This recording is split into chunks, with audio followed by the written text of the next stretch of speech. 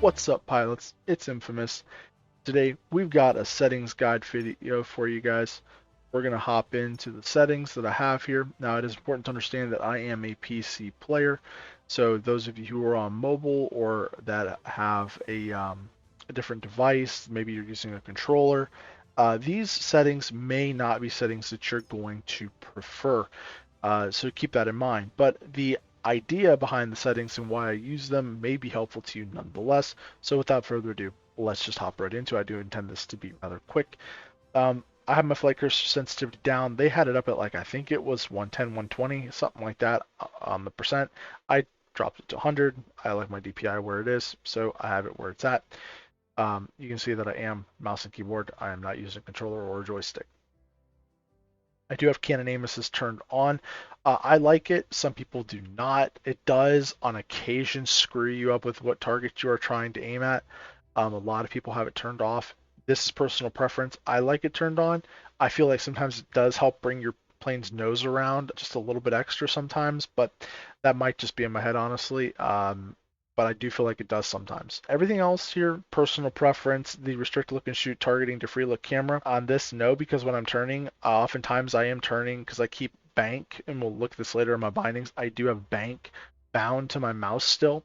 So I can bank with my mouse, and I also have bank bound to A and to D on my roll keys for A and D, so that I can bank with my A and D and with my mouse, and that allows me to when I pull into my turns, I can also pull and have my free look looking at a plane too, so I can both pull into a plane and look and shoot at the same time.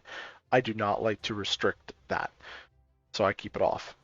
Camera, field of view, and camera distance are maxed out. This is to provide maximum situational awareness because I like situational awareness. You can lessen these like you want. They have these way turned down. That is horrible camera settings. Do not use those. The rest is personal preference, obviously. Do those with those as you will. And moving on here, these are all my binds. Really nothing super special here.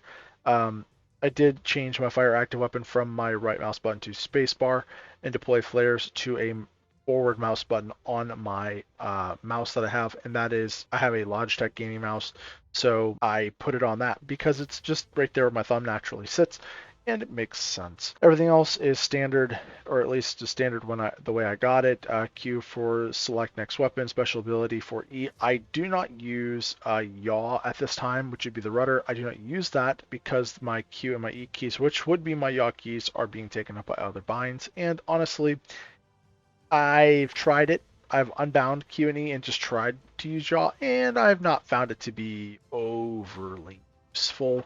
Um, yeah, it'll help out in certain situations, but honestly, nah. I mean, not that much. Honestly, just good positioning will help you out in more situations than y'all will.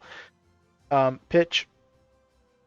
I do have left shift bound, and that's just to up the binding of up here, and that's because when I'm pulling into a turn, I'm almost always pulling up. I'm never needing to go downward.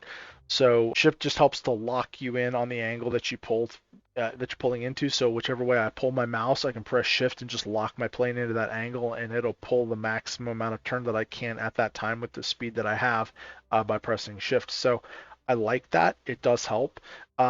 It will lock wings though. You can still roll your wings by A and D, but not by your mouse. So just keep that in mind if you are used to the mouse banking. Air brakes is S, W is afterburner, toggle wing sweep is 3. Camera, the only thing here that will be interesting is that I have free look on my right mouse button. I changed that again from my fire active weapons to free look. And that's really important because free look is obviously situational awareness, and that the more of that we can have, obviously the better we're going to do. Padlock cameras, middle mouse button. I don't use padlock often. It's very rare that I use it. If I'm in a really intense dogfight, I might turn it on, but honestly, it's rare. It's rare. I don't really turn it on that much. So yeah, tend to keep it off more than I turn it on, right? Everything else here is, like I said, it's just pretty darn standard. Nothing really to look at here, and everything else past that is your maps, your buttons here. Again, scroll mini map in and out. This is very standard stuff. I didn't change any of this from, just the way it came stock here. And then past this, it's all communication stuff. Again, this is personal preference, and then spectating. Again, nothing really that important. Moving on to graphics. Graphics are all personal preference or what your device can handle. I do recommend setting it to where you have the best frame rates and to where you have the least amount of lag. Visual quality is nice, but not at the expense of frames. You need to be able to see what is going on. I recommend setting your device up properly. All right, moving on to audio. Now you'll notice that I have my volume low. That's probably one of the first things you will notice. And I have it low for a reason, because when I play, I am often in voice comms with people, and voice comms to me are very important. What people are telling me and the information they pass along is more important than the nice sounds of missiles coming in or planes getting blown up or whatever. I prefer to hear what people are saying. So yes, I have my master volume turned down rather low. I can still hear what's going on. I can still hear a plane near me perfectly fine. But I have it turned down low for those reasons of just being able to hear others over the music and over the effects and all that good stuff. HUD beeps tones are the same. I have them set to the exact same here. And that's all really for the audio. All right, on to advanced. Mile per hour, feet, miles, because we like our imperial measurements here in the United States. Altitude, turn rate, max turn rate, and acceleration. I have these all turned on. These are important pieces of information to have for me. They might not be for you, but I prefer them. Game performance, because hey, I want to know if I'm lagging. Velocity, direction reticle. I have not found this to be useful. You might. I don't think it's useful, but I have heard some people say it's useful to them. So hey, you know what? Your preference. Go with it. Show identifiers on the minimap. Absolutely. I want to know who I'm fighting against and where they're going. I want to know who they are. So absolutely, I want to show those identifiers. Also, identifiers being that they show a number beside them. So like 1, 2, 3, and 4. If you're having trouble, like if there's 2 Tomcats, for example, you can say, oh, it's number 2 Tomcat or number 4 Tomcat or whatever. These identifiers are going to show up like that. So it'll help you call out a little bit better for your teammates. Colors, again, do whatever works best for you. I like these colors. They work best for me. I'm not colorblind, so, I just prefer these particular colors, right? Again, y'all can set those up how you want. HUD scale 85%. I liked it a little bit bigger than what they had it originally set. HUD reticle scale 100%. Minimap scale maxed out. I do not want a small minimap. I want a maximum size minimap because small minimap means less situational awareness. I want to see what is going on.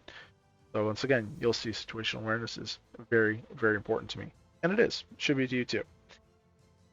HUD target info font size rather, 100%. HUD target box size 120%, just a little bit bigger than normal. I like it that way. Challenge progress notifications because sure, why not?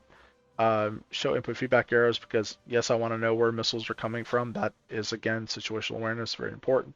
Relook sensitivity, I turned it down. That thing was super duper sensitive. When I got it, it was insane. I had to turn it down to 80%. Follow player's camera, absolutely. And then padlock camera toggles. This is if you have your padlock camera turned on, or if you have it bound rather, and you press the button. This is if you want it to toggle, or if you want it to be a press and hold. So if I turn this off, now I'll have to if I want it to be a padlock camera, like if I want it to be in padlock camera mode, I'll have to press and hold the button. If I turn this on, now it's a toggle. So that means I can just hit it once and it'll stay on. A cursor full turn angle. I have it on mine on 5. I found this to be the most comfortable for me. I have turned it way down from what they originally had it.